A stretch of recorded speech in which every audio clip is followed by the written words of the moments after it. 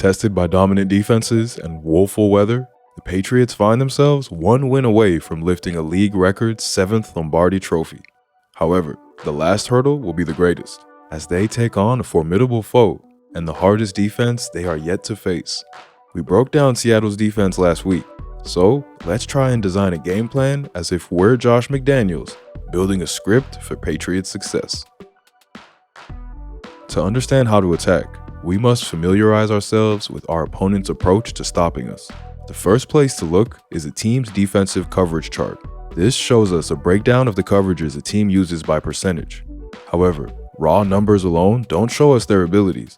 They don't show us how they may change on down and distance, and a full season looks can often skew sample size as teams evolve throughout the season. This is where tape study comes in handy. We've made a full video on the Seahawks D and have broken down the film. And it's great that we did because the tape wavers drastically from their season numbers. The Seahawks have stuck with their too high safety approach, but have played drastically more man coverage in the playoffs, especially on early downs. At the same time, they've largely gone away from cover 2 and cover 3, embracing split field coverages like quarters and cover 6. These tend to come out on longer distance downs where they can use the confusion and match principles to make the QB hold the ball, allowing pressure to get home. McDonald has also shown a tendency for increasing pressure on third down, being a big fan of hot quarters, cover 0, and fire zone pressures. In terms of how they approach the run, they're committed to doing everything they can to stay in too high looks, believing in the will of their players to win extra gaps. They also show the tenacity to tackle at corner, meaning toss plays or wide runs won't be particularly fruitful unless they're schemed well. They're most commonly a 4-down over front with little changes despite team personnel or formational shifting, something we'll talk about how to exploit shortly. This video is sponsored by Turf. Turf is a free-to-play live NFL prediction app that asks real-time questions during the game, earning you points for every correct prediction. You get to compete against friends, join squads like our Super Bowl prediction group, or go up against the global leaderboard for pick supremacies. The more predictions you make correctly, the higher you rank on the leaderboard, with a chance at a huge jackpot cash prize. So download Turf now. It's completely free. Use the link in the description below to join our squad and climb the leaderboard for a big cash prize. Now that we understand what we're up against, we can plan the attack. For those unfamiliar with the back workings of an NFL team, during the week, the staff will review the tape and try to work out their opponent's tendencies and likely defenses. From this, they can then build a game plan, grouping plays into each offensive scenario based on down and distance. This allows the team to practice the plays they'll most likely run on Sunday, adding micro adjustments throughout the week as more intel or ideas come to the table. As part of this game plan, a team will build what is known as the script. That's the first 15 plays that they're going to run on Sunday. Now, a team may deviate from this due to field position or game scenario, but generally, teams are looking to run these 15 plays in a row. The less you have to deviate, the better you've game planned, and the more likely the game is going in your favor. So we're going to put our Josh McDaniels shaped visors on and try to build these first 15 plays for the Pats. Remember, not every play is designed to score. The script phase is a great time to pick up intel on what a team will do in a given scenario. Therefore, we're going to present lots of different looks, motions, and ideas that we can then further build on later in the game. A lot's to be said for the opening play of a game, let alone the Super Bowl. You need to build rhythm and run a play you're highly confident in. Let's start with the Josh McDaniels staple, empty hose juke from 12 personnel, positioning our tight ends in the slot and Diggs in the inner slot. This has the outer two players running hitches, the slots running seams, and the inner slot running a juke route. We're expecting to see man coverage or quarters here based on film study, and the defensive alignment should reveal the coverage, with Witherspoon tracking inside to guard Diggs and man. If they do get man coverage, Diggs has the space and option to run away from Spoon with a lot of field to work into, and if that's well covered, we have a chance up the seam to a tight end. If it's a linebacker guarding him, this is likely quarters, and we've ISO'd Diggs on the mic for what should be an easy completion. If we get cover 2, well, the mic's still ISO'd. If we get cover 3, we have the seams breaker. If I was Josh McDaniels, I would also start this play in a tight formation and have a scatter shift to line up in empty. This will help May define the coverage and potentially show us the Seahawks signals for the coverage they shift into, something we can use later in the game. We need a play that works on 2nd and short, 2nd and long, and 1st down. So let's get the Seahawks' attention on the run. Seattle has been outstanding against the run this year, so we don't want to pour too many plays into a concrete well, but we have to at least show the threat of the run.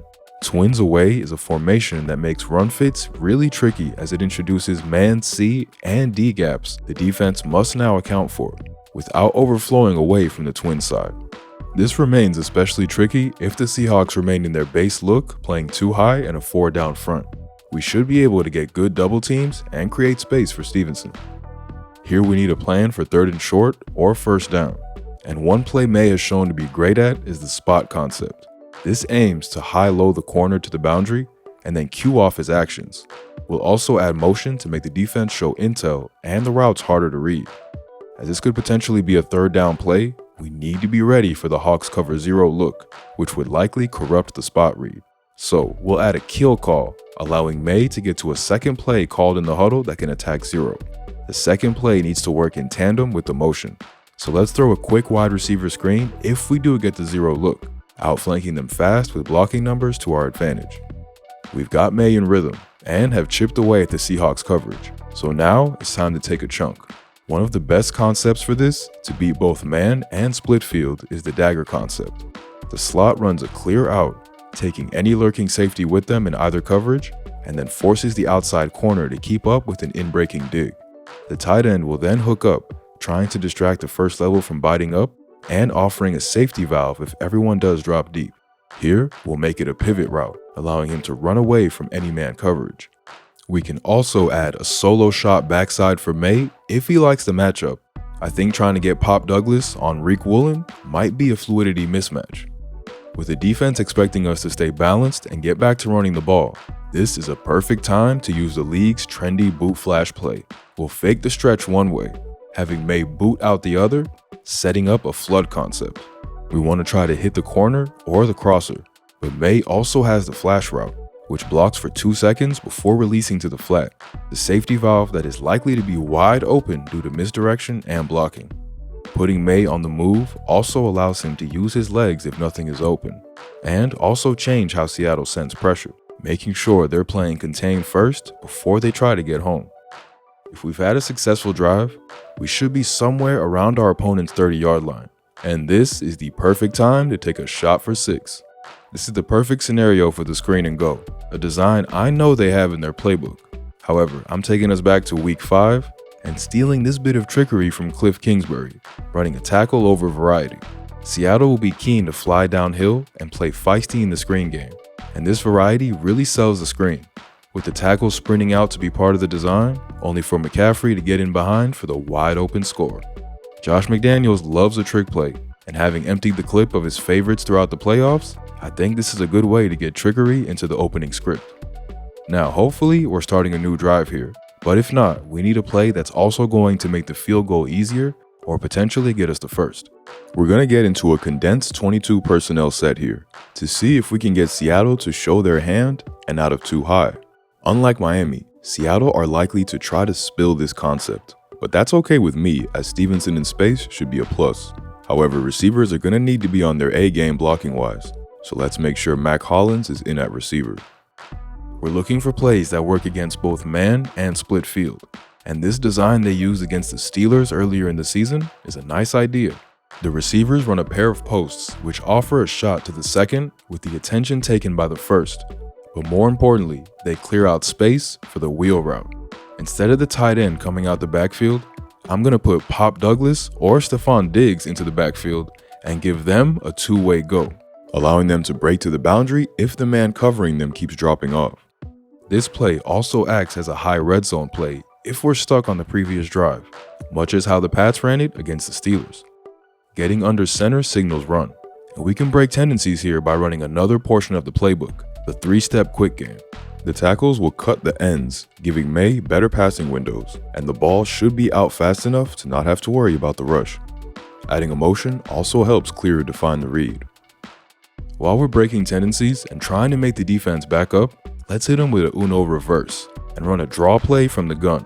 McDaniels has a plethora of designs from this concept, but I look to create something similar to this bounce concept the Rams used, sucking the defense in only to have the receivers all pinned down, allowing the back to bounce to the edge and find outside space. A concept we must get into the script is the Pats jumbo look, where they bring Khyiris Tonga, the nose tackle, onto the field. Now Tonga had probably the best block of the entire season against the Bucs, where he took down 6 players. You heard that right. But as we said, running wide on this Hawks unit isn't greatly advised, so we'll use another play they love in Wham, having a guard released to the linebacker level as Tonga takes him out from the side. Getting this play into the script not only presents Seattle with an extra look to deal with, but teaches us how they're going to match up personnel and alignment wise. We can then call on this information to exploit when we're looking to run the clock out later. Pass to score, run to win. We've been paper cutting the defense so far on this drive, so it's time to take a shot. We know we're likely seeing man coverage or quarters versus a doubles formation, so let's have a man beater one side and a quarters beater to the other. A pick wheel will be our man side beater, but really we're looking to get to the Mills concept side. Mills is designed to take away the safety watching the number 2 receiver, and then torch the corner to the inside space with the post.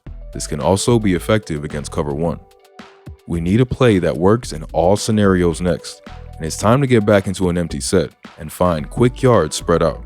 We'll add a motion to the spacing concept, changing the strength of the formation late, and making the spacing read easier. Then the twin side will run double slants, offering quick options versus man. We could also add a similar scatter motion to the first play of the day and be spying the defense for their signal, seeing if it matches up to play 1. I know we're passing a lot, but I really think the Patriots need to trust May and put the game in his hands, or if this play breaks down, his legs. We've been dropping back to pass now, and the defense are going to feel the rhythm, so now's a perfect time for a dump off screen. And the Pats have a variety of these. My pick here would be the one to the tight ends, preferably away from Imanwari's side.